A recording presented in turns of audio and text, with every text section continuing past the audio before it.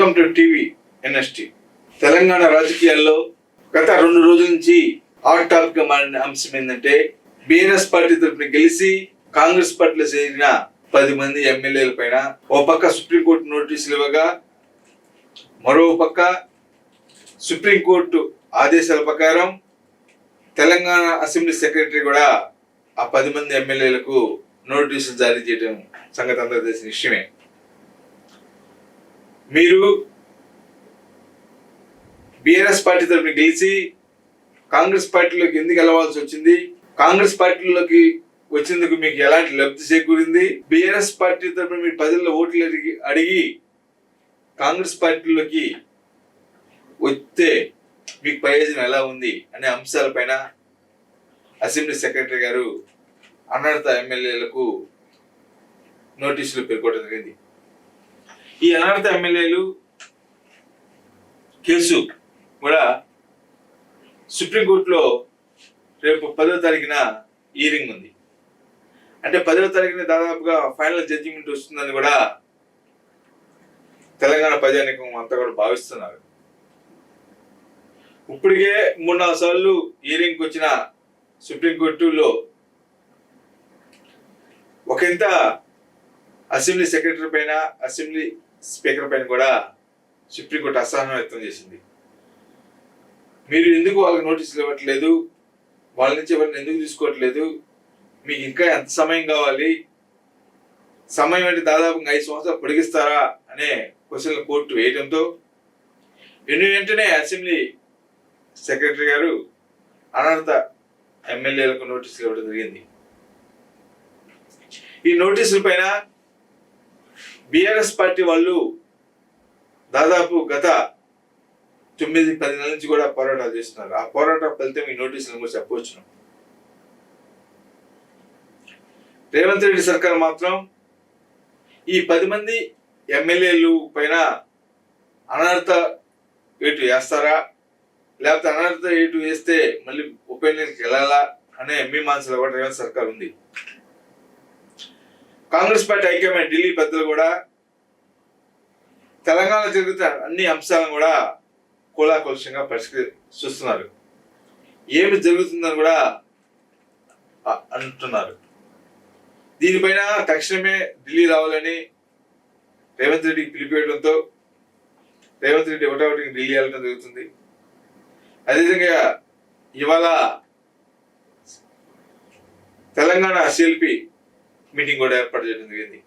ఈ మీటింగ్ కి 10 మంది ఎమ్మెల్యేలు కూడా డుమ్మా కొట్టినారు. పార్టీ 10 మంది ఎమ్మెల్యేలు వీళ్ళంతా కూడా, ఈ అనర్హత ఎమ్మెల్యేలంతా కూడా దానం నాగేంద్ర ఇంట్లో గత 3 రోజుల నుంచి కూడా చర్చలు జరుగుతున్నారు. తమ పైన అభిప్రాయం ఎలా ఉండబోతుంది, అనర్హత వేటు వేస్తే మనం ఎలా ప్రజల్లోకి వెళ్ళాలి, లేదా రేపు 10వ తారీఖున కోర్టు ముందు స్వయంగా వెళ్ళి కోర్టుకి ఎలాంటి సమాధానాలు ఇవ్వాలి అనేది లీగల్ ఒపీనియన్ తీసుకుంటున్నారు. అదేవిధంగా అనేక మంది న్యాయవాదులను కూడా కలిసి సలహా సూచనలు అడుగుతున్నారు. ఇంత జరుగుతున్నప్పటికీ రేవంత్ రెడ్డి సర్కార్ మాత్రం బీఆర్ఎస్ పార్టీ నుంచి కాంగ్రెస్ పార్టీకి వచ్చిన ఎమ్మెల్యేలను పట్టించుకోకపోవడం గాను వాళ్ళకి ఎలాంటి భరోసా భద్రత కూడా కల్పించలేకపోవడం కాకుండా నివేశక సంబంధించి ఎలాంటి నిధులు ఇవ్వలేదని కూడా ఆ పార్టీ మన ఎమ్మెల్యేలు ప్రజల ముందు గాను మీడియా ముందు కూడా అంతర్గతంగా పోతున్నాయని కూడా చెప్పవచ్చు. దీనిపైన స్వయంగా కాంగ్రెస్ పార్టీ చెందిన మంత్రులే ఢిల్లీకి వెళ్ళి రేవంత్ సర్కార్ పైన ఫిర్యాదు చేయడం జరిగింది. అనర్హత పార్టీ ప్రయాణించిన ఎమ్మెల్యేలను పట్టించుకోవట్లేదని రేవంత్ రెడ్డికి పైన కూడా ఫిర్యాదు చేయడంతో ఢిల్లీ పెద్దలు రేవంత్ రెడ్డిని ఢిల్లీ పిలిపించడం జరిగింది. కాంగ్రెస్ పార్టీ పెద్దలు కానీ, తెలంగాణ కాంగ్రెస్ పార్టీ పెద్దలు కానీ, అదేవిధంగా ముఖ్యమంత్రి రేవంత్ రెడ్డి కానీ ఈ ఫిరాయింపుల ఎమ్మెల్యేలకు ఎలాంటిగా భద్రత కల్పిస్తారు, వాళ్ళ తరపున ఎలా నిలబడతారనేది 2-3 రోజుల్లో తెలిసిపోయే విషయం అని చెప్పవచ్చు. ఈ విషయాన్ని సుప్రీంకోర్టు సీరియస్ గా పరిగణించడంతో రేపు 10వ తారీఖునే తుది తీర్పు వస్తుంది అని కూడా అందరూ భావిస్తున్నారు. ఆ తీర్పు ప్రభావం ఎలా ఉంటుంది, ఆ తీర్పు వల్ల తెలంగాణ రాజకీయాల్లో ఒక రాజకీయ అనిశ్చితి ఏర్పడుతుందా అనేదిగా ఒక్కంతగా తెలంగాణ ప్రజానీకం, తెలంగాణ ప్రజాప్రతినిధులు, తెలంగాణ మేధావులు, తెలంగాణ రాజకీయ వర్గాలు మొత్తం కూడా వేచి చూస్తున్నారని చెప్పవచ్చు.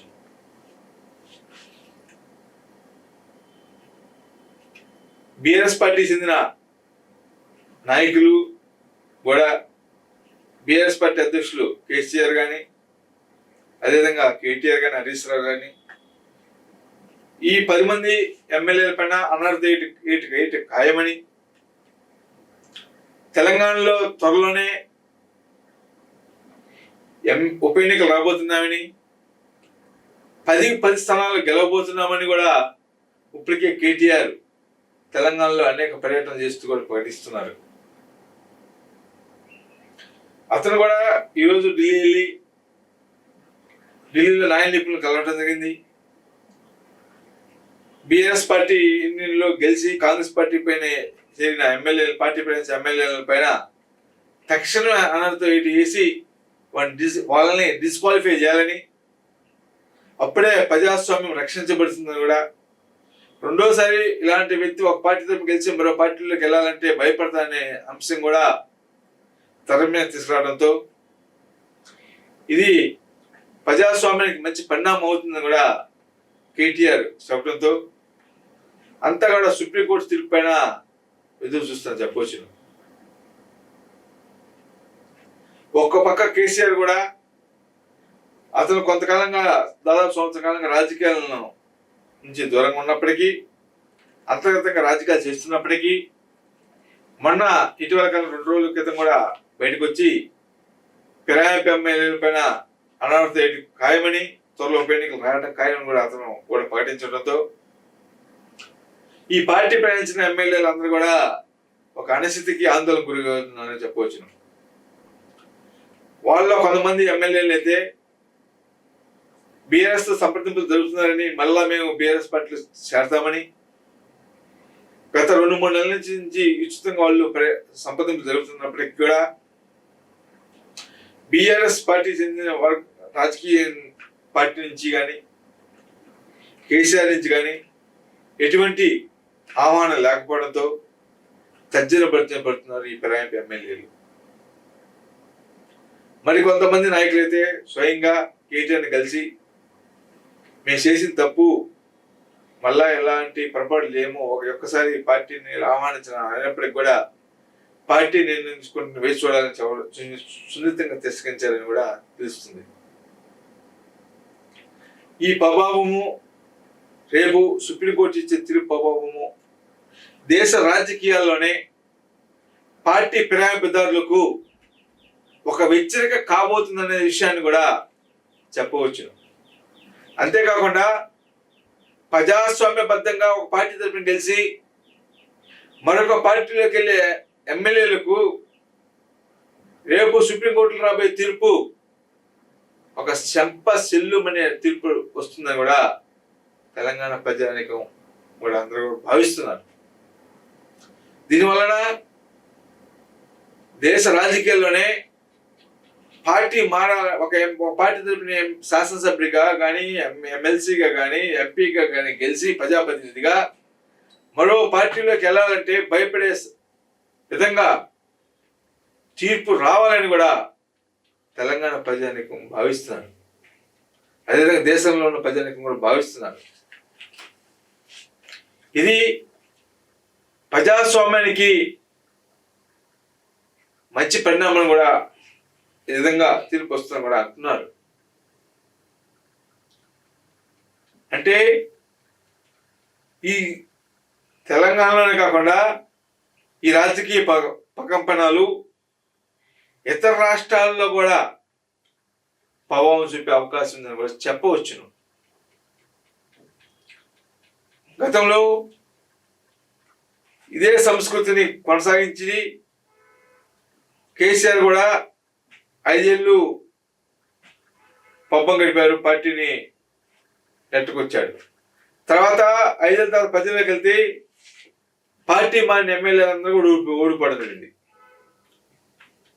పార్టీ మారిన ఎమ్మెల్యేలకు బీఫామ్ ఇస్తే అందరూ ఓడిపోవడం జరిగింది. అదే సంస్కృతి ఆంధ్రప్రదేశ్లో కూడా జరిగిందని కూడా చెప్పవచ్చు. ఇదే విధంగా కానీ ఒక పార్టీ నుంచి ఒక పార్టీ ఎమ్మెల్యేలు కానీ వెళ్తా ఉంటే భవిష్యత్తులో రాజకీయ పార్టీల్లో కూడా మనుగడ కొనసాగించడం అసాధ్యం అని చెప్పవచ్చును. ఇలాంటి ప్రభావం ఉంటే అధికార పక్షమే ఏకపక్షంగా ఉంటూ ప్రతిపక్షాలు లేకుండా చేసే సంస్కృతి కూడా అధికార పక్షానికి ఉంటుందని చెప్పవచ్చును. ఇవన్నీ సంస్కృతులు పోవాలంటే ఏ పార్టీ కానీ పార్టీ ఫిరాయించిన ఎమ్మెల్యేల పైన కోర్టులు తక్షణమే అనర్హత చేయాలని, వాళ్ళని ఎమ్మెల్యే పదవి డిస్క్వాలిఫై చేయాలని, అక్కడ మరలా ఉప ఎన్నికలకు ప్రజలకు అవకాశం ఇవ్వాలని కూడా రాజకీయ విశ్లేషకులు భావిస్తున్నారని కూడా చెప్పవచ్చును. ఈ విధంగా కానీ చేస్తే భారత ప్రజాస్వామ్యంలో మంచి పాలన అందించడానికి కూడా అధికార పక్షం కానీ ప్రతిపక్షం కానీ రెండు కూడా జోడిద్దుగా పనిచేస్తాయని చెప్పవచ్చు. ఇప్పుడు కొన్ని రాష్ట్రాల్లో అయితే అధికారంలోకి వస్తే చాలు మిగతా పార్టీల ఎమ్మెల్యేల మొత్తాన్ని చేర్చుకోవడం జరుగుతుంది, ప్రతిపక్షం పార్టీల ఎమ్మెల్యేలని. కానీ చట్టాలు సరిగ్గా అమలు చేయకపోవడం వలన ఈ ధోరణి వస్తుంది. ఈ ధోరణి మొత్తాన్ని రూపం మోపాలంటే కోర్టులు చట్టాలు కూడా రాజ్యాంగబద్ధంగా తీర్పులు ఇస్తే అప్పుడు ప్రజాస్వామ్యం నిలబడుతుందని కూడా చెప్పుతున్నారు. ఈ పార్టీ ప్రయాణించిన తెలంగాణలో 10 మంది ఎమ్మెల్యేల పైన డిస్క్వాలిఫై అయితే అది కేసీఆర్కి అడ్వాంటేజ్ ఇద్దా లేకపోతే రేవంత్ రెడ్డికి అడ్వాంటేజ్ ఇద్దా అని కూడా చెప్పాలంటే ఒక 10 రోజులు ఆగాల్సింది చెప్పచ్చు. ఎందుకంటే ఈ 10 మంది ఎమ్మెల్యేలకు డిస్క్వాలిఫై అయితే ఈ 10 మంది ఎమ్మెల్యేలకు కాంగ్రెస్ పార్టీ టికెట్ ఇద్దని నమ్మకం లేదు. బీఆర్ఎస్ పార్టీలో వాళ్ళు చేర్చుకునే అవకాశం లేదు. అదొకటి. రెండోది ఏంటంటే బీఆర్ఎస్ పార్టీలో కొత్త అభ్యర్థులు ఇప్పటికే అక్కడ క్యాండిడేట్లు నిర్ణయించడం జరిగింది అంతర్గతంగా. వాళ్ళ పని వాళ్ళు చేసుకుంటున్నారు ఉప ఎన్నికలు వచ్చిందని. కాంగ్రెస్ పార్టీలో ఈ 10 మందికి ఎమ్మెల్యే టికెట్లు మళ్ళా ఇస్తే అప్పుడు గత 30 ఏళ్ళ నుంచి 20 ఏళ్ళ నుంచి పనిచేసిన అక్కడ ఉన్న ఎమ్మెల్యేలు అభ్యర్థులుగా గతంలో పోటీ ఓడిపోయిన అభ్యర్థులు వాళ్ళు తిరుగుబాటు ఎగరేసే అవకాశం ఉందని కూడా కాంగ్రెస్ పార్టీ హైకమాండ్ భావిస్తుంది. దీనివల్ల ఏది ఏమైనా సుప్రీంకోర్టు తీర్పును బట్టే తెలంగాణ రాజకీయాల్లో ఆధారపడి ఉంటాయని చెప్పవచ్చును. ఏది ఏమైనప్పటికీ రేపు 10వ తారీఖున రాబోయే సుప్రీంకోర్టు తీర్పు బట్టే తెలంగాణ రాజకీయాలు మారతాయని చెప్పడం కూడా మనం చెప్పవచ్చు. అందుకే ప్రజలందరూ కూడా 10వ తారీఖు కోసం ఎదురు చూస్తున్నారు. ఆ రోజున వచ్చే తీర్పును బట్టే తెలంగాణలోని ప్రైవేట్ ఎమ్మెల్యేల భవిష్యత్తు కూడా ఆధారపడి ఉంటుందని కూడా చెప్పవచ్చు. For more updates, like, comment, subscribe to our channel.